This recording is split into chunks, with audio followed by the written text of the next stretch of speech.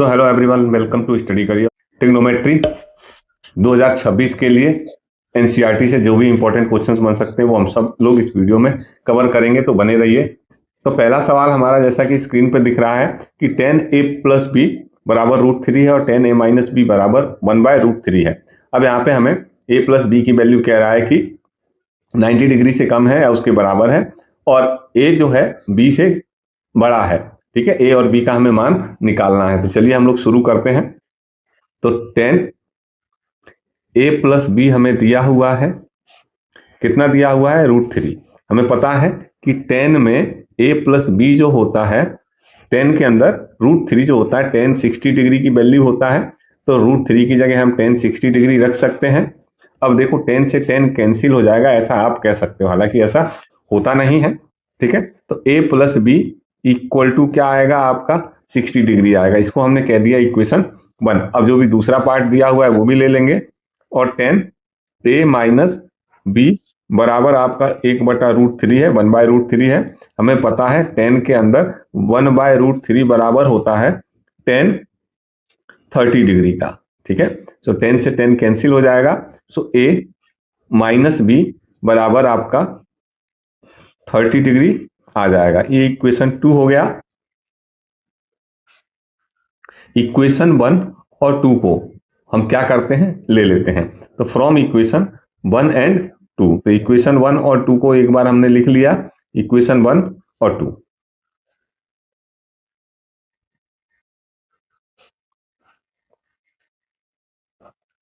Equation 1 है a plus B बराबर 60 degree और इक्वेशन 2 है a minus b equal to आपका 30 डिग्री। हम दोनों को यदि ऐड कर दें, दोनों इक्वेशन को, तो b से b आपका कैंसिल हो जाएगा, a और a ऐड होकर 2a आ जाएगा।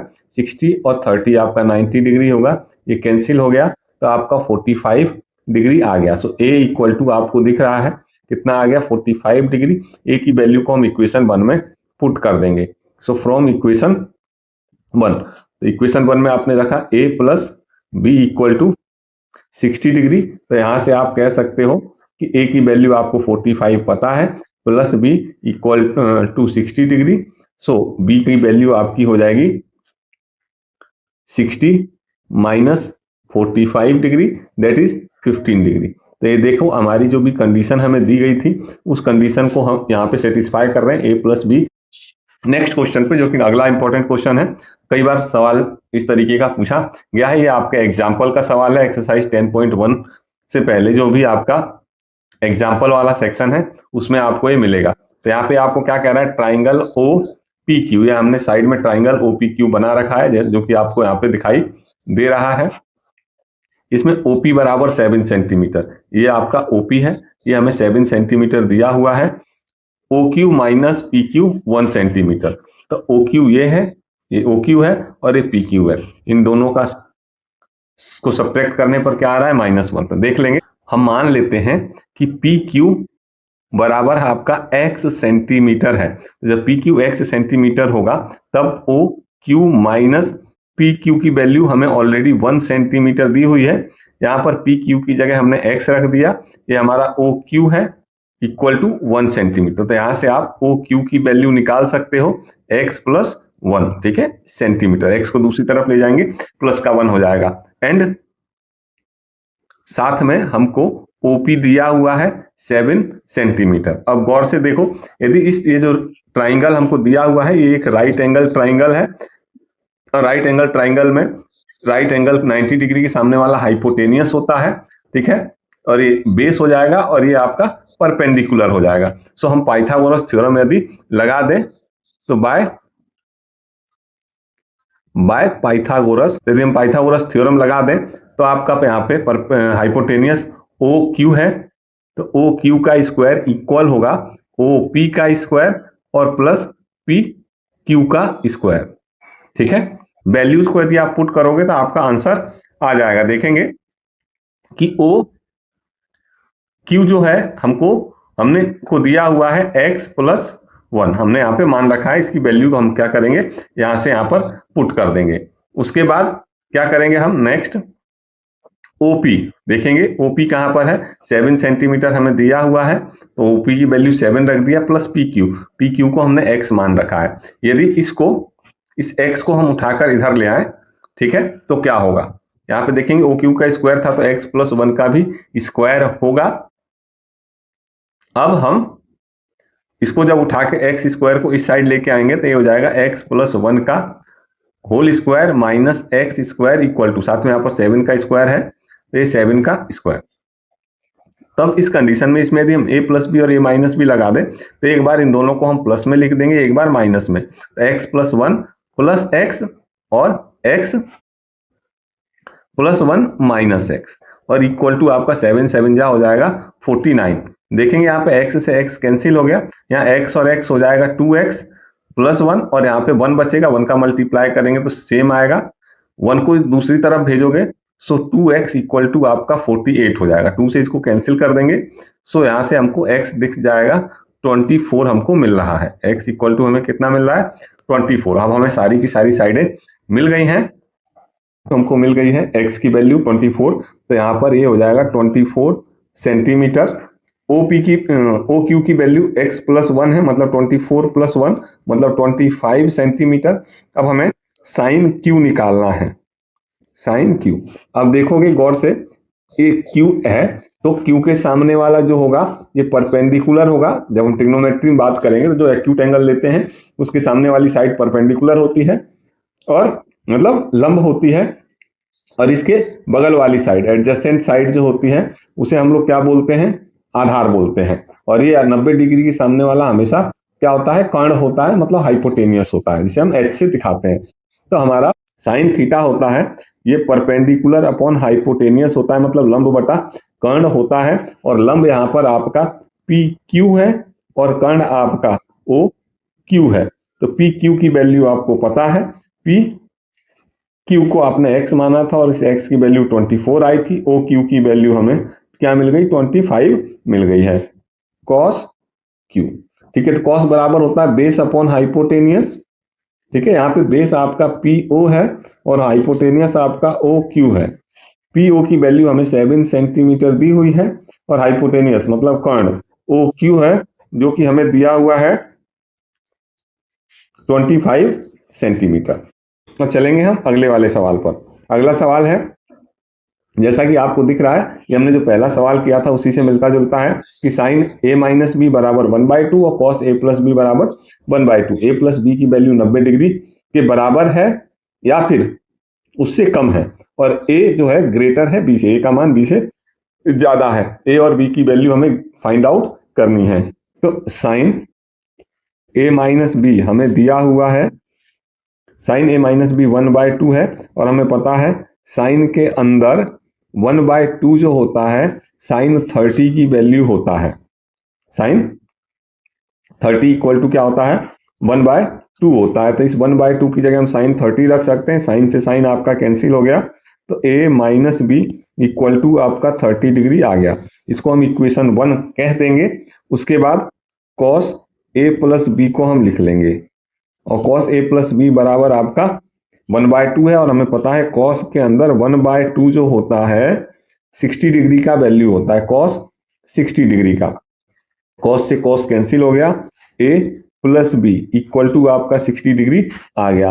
अब हम क्या करेंगे, अब हम इन दोनों इक्वेशन को ले लेंगे। तो इक्वेशन 1 और 2 से, फ्रॉम इक्वेशन 1 एंड 2, तो देखेंगे a minus b equal to आपका 30 डिग्री है और a plus b equal to आपका 60 डिग्री है।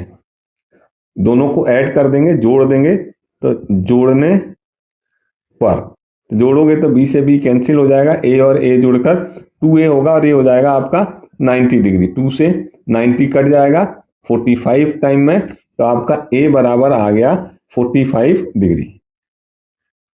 उसके बाद हम a की वैल्यू को इक्वेशन 1 में रख देंगे, है ना, a का मान समीकरण 1 में रखने पर, a का मान समीकरण 1 में रखने पर, तो समीकरण 1 जो भी है उसमें हम a का मान रख दें, तो समीकरण एक जो है आपका है a माइनस बी बराबर 30 डिग्री, और a का मान हमने निकाला है 45। ठीक है, तो 45 माइनस बी बराबर आपका 30 डिग्री। तो माइनस का बी देखेंगे, बी को हम यहीं रहने देंगे, तो ये हो जाएगा माइनस का बी बराबर 30 डिग्री, और 45 को दूसरी तरफ ले आएंगे तो ये हो गया माइनस का 45। तो b से b cut b as it is रहेगा। यहाँ पे इन दोनों को यदि आप घटाओगे तो माइनस का 15 डिग्री आएगा, माइनस से माइनस कैंसिल, तो b बराबर आपका 15 डिग्री आ गया। तो यही क्या है आपका a और b का मान है। सो यही आपका a और b का की वैल्यू है। आई होप आप लोगों को समझ में आया होगा। ये सवाल समझाने में मुझे लगभग 5 मिनट लगे हैं, लेकिन चैनल को सब्सक्राइब करने में बस एक क्लिक लगेगा, जिसमें 1 मिनट से भी कम समय लगेगा। तो कर दो जल्दी से, और दोस्तों में शेयर कर दो, ऐसा ना हो कि आप लोग खुद ही कर लें और अपने दोस्तों को ना बताएं, उनका छूट जाए। अब आगे देखेंगे, ट्राइंगल पी क्यू आर में कोण क्यू समकोण है। P R plus Q R बराबर 25 डिग्री 25 सेंटीमीटर है, और पी क्यू 5 सेंटीमीटर है। साइन पी, कॉस पी और टेन पी का मान ज्ञात करना है। तो पहले तो क्या करते हैं, हम एक ट्राइंगल बना लेते हैं। जैसा पहले तो क्या करते हैं, हम एक ट्राइंगल को बना लेते हैं। ठीक है, ये हो गया P, ये हो गया Q और ये हो गया R। इस तरीके से बनाना है कि कोण Q जो है आपका 90 डिग्री हो, समकोण हो। तो ये आपका समकोण त्रिभुज हो गया। इसमें हमें PQ दिया हुआ है, PQ 5 सेंटीमीटर है, और P R plus Q R 25 centimetre है। तो हम क्या करेंगे, इसमें से क्यू आर को हम x मान लेंगे। यदि क्यू आर को x मान लें तो हमारा काम आसान हो जाएगा, या फिर पी आर को पी आर ही रहने दो। ठीक है, सो पी आर बेसिकली हमें नहीं पता है, और क्यू आर भी आपको नहीं पता है, लेकिन आपको P R plus Q R 25 centimetre दिया हुआ है। तो यहां से आप चाहो तो क्यू आर की वैल्यू निकाल सकते हो, 25 माइनस पी आर। ठीक है, अब देखो ये समकोण त्रिभुज है, तो 90 डिग्री के सामने वाला, ये 90 डिग्री इसके सामने वाला कर्ण होगा हाइपोटेनियस। ये आपका आधार होगा, जिसे हम क्या बोलेंगे, बेस बी आधार, और ये वाला लंब होगा। ये क्या होगा, लंब होगा, जिसे हम बोलते हैं पी से दिखाते हैं। और हमें पता है पाइथागोरस थ्योरम से, पाइथागोरस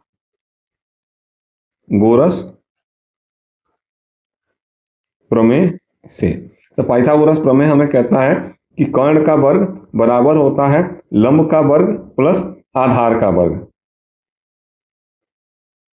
ठीक है, तो यहाँ पे हम सबकी वैल्यू रख देंगे। हमें पता है कि जो आपका कर्ण है वो पी आर है, तो पी आर का स्क्वायर बराबर होगा लंब क्यू आर का स्क्वायर प्लस आधार पी क्यू का स्क्वायर। इसको हम दो हिस्सों में बांट लेते हैं। अब हम इसमें मान को रख देंगे, तो पी आर का मान हमें नहीं पता है, तो पी आर को हम पी आर ही रहने देते हैं, बराबर क्यू आर की जगह पे हम लिख सकते हैं 25 माइनस पी आर। ठीक है, और ये इसका स्क्वायर हो जाएगा, उसके बाद प्लस है, और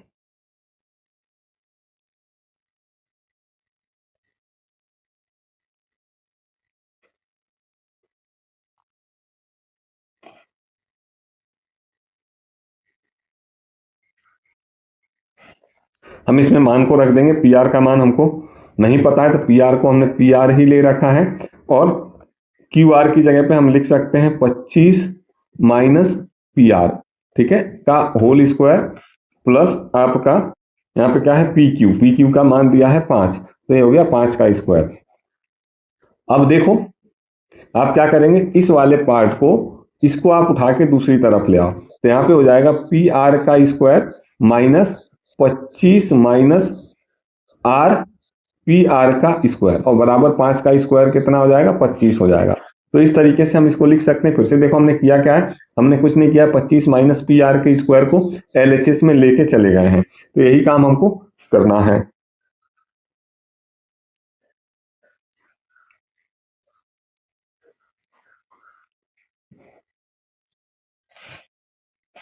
अब देखो गौर से, यदि इसमें हम a प्लस बी और a माइनस बी लगा दें तो ये हो जाएगा P R plus 25 minus P R.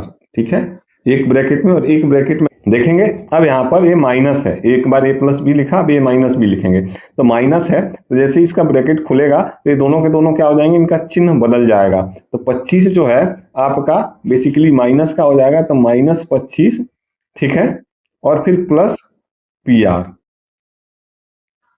और बराबर में आपका 5 का वर्ग कितना आएगा, 25 आएगा। अब देखो ये माइनस पी आर और प्लस पी आर कैंसिल हो जाएगा, तो यहाँ पे आएगा 25, यहाँ पे पी आर और पी आर हो गया 2 पी आर और ये माइनस का 25 बराबर आपका कितना है 25। देखो 25 से 25 एक बार में कट जाएगा, तो 2 P R minus 25, 2 P R minus 25 बराबर एक आया, माइनस का 25 दूसरी तरफ जाएगा तो आपका क्या हो जाएगा, प्लस का 25 हो जाएगा। तो 1 प्लस यहाँ पर क्या हो जाएगा 25, और इन दोनों को जोड़ोगे तो क्या आएगा 26 आएगा। तो मैं सीधे क्या करता हूँ, इनकी जगह पे 26 को लिख देता हूँ। अब ये 2 से 26 कट गया 13 बार में, मतलब पी आर का मान कितना आ गया, 13 आ गया। तो हम यहाँ पे पी आर की जगह पे सीधे 26 लिख देते हैं। तो इस हिसाब से पी आर बराबर आ गया, सॉरी पी आर का मान आ गया 13, पी आर का मान सीधे आ गया 13। अब पी आर हमें मिल गया, तो पी आर का मान यदि हम इस वाले इक्वेशन में रख दें, किस में रख दें, इस वाले समीकरण में रख दें, तो हमें क्यू आर का मान मिल जाएगा। तो इस यहां से हमको क्या मिलेगा, देखो क्यू आर बराबर है 25 माइनस पी आर, और पी आर कितना है 13, तो इस हिसाब से कितना आ गया 12 आ गया। तो क्यू आर का मान भी हमको यहाँ पर मिल गया। अब हमें जो भी चीजें चाहिए उसको हम निकाल सकते हैं। तो देखो साइन, सबसे पहले तो हमें साइन पी निकालना है, तो साइन, सबसे पहले तो हमें साइन पी निकालना है। तो साइन पी यहां से जब हम देखेंगे, देखो इस पी वाले कोण से, तो इसके सामने वाला लंब होगा और इसके सामने वाला क्यू के सामने वाला कर्ण होगा। तो साइन पी बराबर लंब बटा कर्ण होता है, मतलब पी क्यू बटा आपका पी आर हो जाएगा। ठीक है ना। सो यहाँ पर यदि हम वैल्यूज को पुट कर दें, पी क्यू का मान हमें पता है, पी क्यू का मान 5 दिया हुआ है, और क्यू आर का पी आर का मान हमने निकाला है, पी आर का मान कितना है 13। इसी तरीके से कॉस पी की वैल्यू आप लोग कमेंट करेंगे और टेन पी की वैल्यू आप लोग कमेंट करेंगे। आई होप इतनी बात आप लोगों को समझ में आई होगी। चलते हैं नेक्स्ट वाले सवाल पे। अगला सवाल है, बहुत ही महत्वपूर्ण सवाल है और कई बार पूछा जा चुका है। कई बच्चों को तो ये एग्जाम में समझ ही नहीं आता है कि इतना आसान सवाल हमने कैसे छोड़ दिया। देखा जाए तो हमें कह रहा है कि कोण ए और कोण बी न्यून कोण हो, जहां कॉस ए और कॉस बी बराबर हो, तो दिखाइए कि कोण ए बराबर कोण बी होगा। तो चलिए इसके लिए हम क्या करते हैं, सबसे पहले एक त्रिभुज बना लेते हैं। ठीक है, ये हमने एक त्रिभुज बना लिया और इस त्रिभुज का कुछ तो भी नाम लिख दो। ए बी सी लिख देते हैं। कोण ए और कोण बी क्या है, न्यून कोण है, तो ये हो गया ए और ये बी और ये हो गया आपका सी। ये दोनों के दोनों आपके न्यून कोण है, मतलब एक्यूट एंगल है, 90 डिग्री से कम है, तो इसका मतलब कोण सी आपका समकोण होगा। ठीक है, तो त्रिभुज ए बी सी में कोण सी बराबर आपका 90 डिग्री होगा, क्योंकि कोण ए और बी, कोण बी आपका क्या है, न्यून कोण है। ठीक है, तो जब दो कोण न्यून होंगे तो एक आपका 90 डिग्री का होगा। यहाँ पे त्रिकोणमिति है, ट्रिग्नोमेट्री है, तो इसमें एक कोण तो 90 डिग्री का होता है। ट्रिग्नोमेट्री में हम लोग उसी हिसाब से पढ़ते हैं। बताया जाता है कि ट्राइंगल क्या होता है, 90 डिग्री का होता है। अब देखा जाए तो यहां से यदि हम cos a की वैल्यू निकालें, यदि यहां से हम cos a की वैल्यू निकालें तो हमें पता है कि cos बराबर होता है बेस अपॉन हाइपोटेनियस। यदि a से आप देखोगे, ए से जो इसके बगल में इस साइड होगी, यही क्या होगा, इसका बेस होगा, मतलब ए सी इसका बेस होगा। हाइपोटेनियस क्या होगा, कर्ण क्या होगा, सी के सामने वाला, 90 डिग्री के सामने वाला। तो बस फिर क्या लिख दिया जाए, तो ये हो जाएगा ए सी बटा ए बी। ठीक है, फिलहाल हम इतना ही ले लेते हैं, ये हो गया समीकरण ए। उसके बाद कॉस बी की वैल्यू निकाल लें। तो कॉस बी जब हम यहां से देखेंगे बी कोण से, तो इसके सामने वाला आपका लंब होगा और इसके बगल वाला ये क्या होगा, बेस होगा, मतलब आधार होगा। और हमेशा 90 डिग्री के सामने वाला क्या होता है, कर्ण होता है, हाइपोटेनियस होता है। तो यदि इस हिसाब से हम लिखें तो हमारा cos b बराबर हो जाएगा आधार बटा कर्ण। तो आधार ये आपका आधार है, ये वाली साइड BC, और कर्ण क्या है आपका AB। तो यहां पर लिख दिया जाए तो ये आ गया आपका BC बटा AB। इसको कह दो समीकरण 2। अब हमको दिया क्या है, हमको दिया है कि cos A बराबर है cos B के। तो इन दोनों का मान रख दें। cos A का मान AC बटे AB है और cos B का मान BC बटे AC है, BC बटे सॉरी AB है। अब देखो ये AB से AB कैंसिल हो जाएगा, तो अब हमारे पास बचेगा क्या, तो अब हमारे पास बचेगा AC बराबर BC। मतलब एक त्रिभुज की दो भुजाएं हमको क्या मिल गई, बराबर मिल गई। कौन कौन सी मिल गई, ये AC और ये BC। और हमें पता है जब एक त्रिभुज में दो भुजाएं बराबर होती हैं तो उनके आमने सामने के कोण भी बराबर होते हैं, मतलब सम्मुख कोण बराबर होते हैं। तो BC के सामने कोण A है और AC के सामने आपका कोण B है। तो इस तरीके से AC के नीचे हम लिख सकते हैं कोण A और BC के नीचे हम क्या लिख सकते हैं, कोण B। तो इस तरीके से कोण A बराबर कोण B होगा। और यहां पर हम लिख सकते हैं त्रिभुज के समान भुजा के सम्मुख कोण भी बराबर होते हैं। ठीक है।